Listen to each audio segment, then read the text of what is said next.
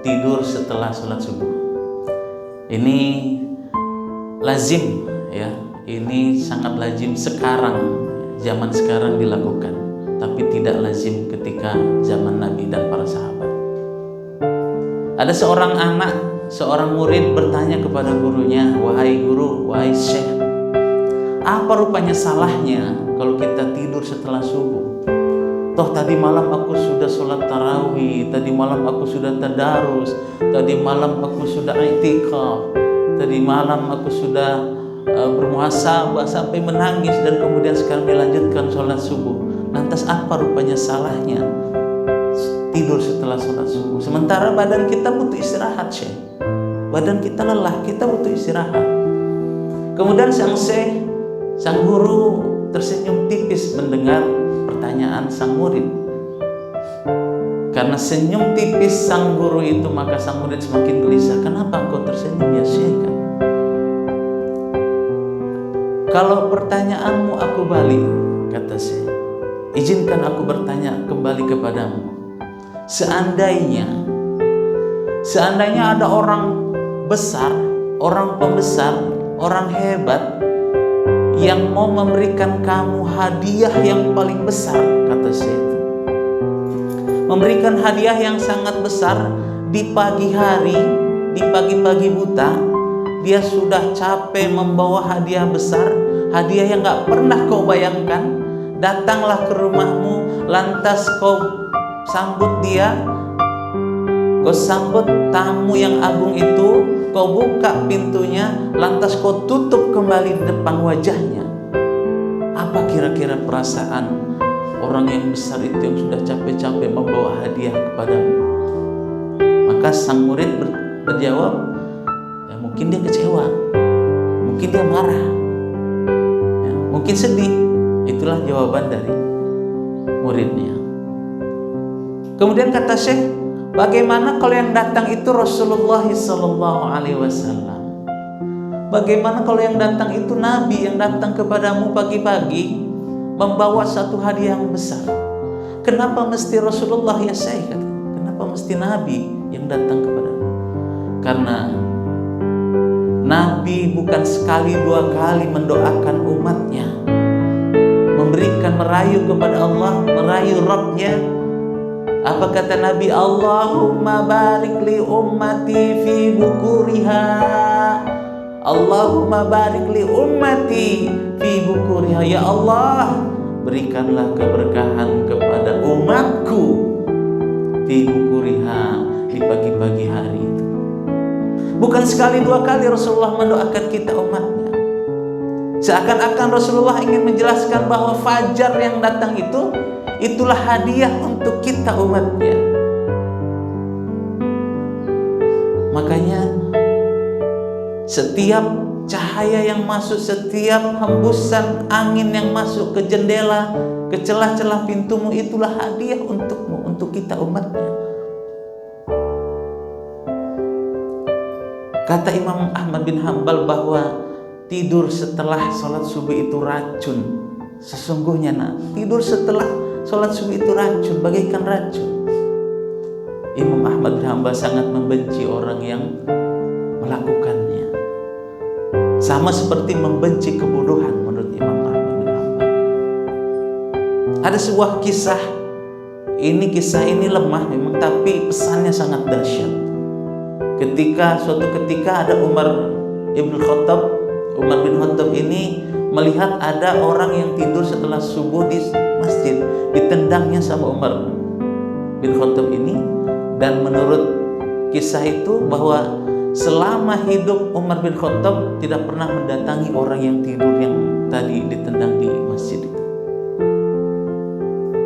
Begitu hebatnya, begitu besarnya keagungan setelah sholat subuh. Oleh karena itu tidak bisa kita sia-siakan.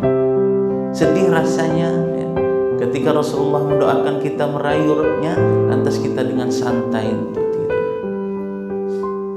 Lalu apa yang harus kita lakukan ya syekh? Kata muridnya, tirulah Nabi Muhammad SAW. Nabi Muhammad tak pernah beranjak dari tempat duduknya setelah sholat subuh. Nabi Muhammad tetap duduk berzikir, berdoa, tadarus Al-Quran, bahkan sekali-sekali bercengkrama dengan sahabat Nabi, ngobrol dengan sahabat Nabi sampai tertawa menceritakan, apa mimpimu wahai sahabat, tadi malam kau mimpi apa?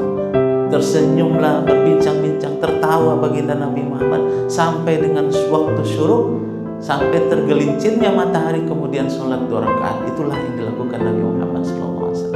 Apa kata Nabi?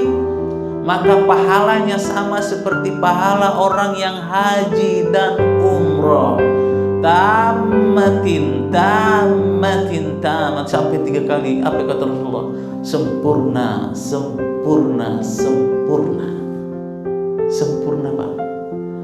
Kalau kita belum pernah naik haji, kalau kita belum pernah berumroh, cobalah jangan beranjak sampai dengan syuruk setelah sholat subuh. Maka kata Rasulullah, pahalanya seperti orang yang berhaji dan berumroh. Masya Allah. Apalagi ini di bulan Ramadan, ayahanda dan bunda kami yang dimuliakan Allah Subhanahu wa Ta'ala. Apa kata Allah? Setelah Al-Quran surat Al-Baqarah ayat 183, ya ayyuhalladzina amanu, sampai kemudian terakhir la'allakum tattaqun. Apa dilanjutkan? Ayyaman ma'dudat, hari-hari yang ditentukan. Bulan Ramadan itu harinya sudah ditentukan. Masih ingat ibu berapa tahun terakhir ini, Pak? Ada program TV, dia ada program menyajikan, host itu membawa uang banyak, kemudian diberikan kepada salah seorang warga, dikasih uang itu dibelanjakan dalam waktu 15 menit, kasih 20 juta sampai habis, harus habis selama 15 menit. 5 menit pertama apa yang dikerjakan? Di tempat tak jauh dari tempatnya dia lari, kemudian membeli apa kebutuhannya, beli beras, beli minyak, beli gula, apa yang ada di dekatnya, sebisa mungkin dia beli, karena waktunya mepet, waktunya 15 menit. Setelah itu 5 menit kedua dia beli apa yang kurang di rumah, nggak ada TV, beli TV, beli kulkas, beli alat-alat atau alat elektronik. Terakhir, karena 5 menit lagi, 5 menit terakhir, apa yang dibelinya? Apa yang di rumah nggak ada? Dia butuh emas. Ini untuk investasi. Dibelikannya emas, dibelikannya gelang, dibelikannya anting, dibelikannya cincin, sampai habis uang itu, sampai waktunya habis, selesai. Pun demikian ketika kita di bulan Ramadan ini, sayang, ini babak terakhir, ini babak final kita. Lantas kita dengan santainya, malah ada satu dai yang menyarankan, karena habis iktikaf pasti capek ibu, ya pasti capek, makanya tidurlah, istirahatlah. Masya Allah, ini babak final, ya.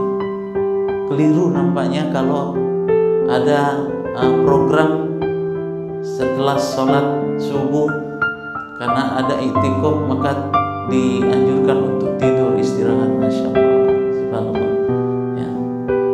Ayahanda dan bunda kami yang dimuliakan oleh Allah Subhanahu wa Ta'ala, karena ini detik-detik terakhir, dan mungkin kita tak tahu apakah tahun depan kita masih bisa meraih Ramadan.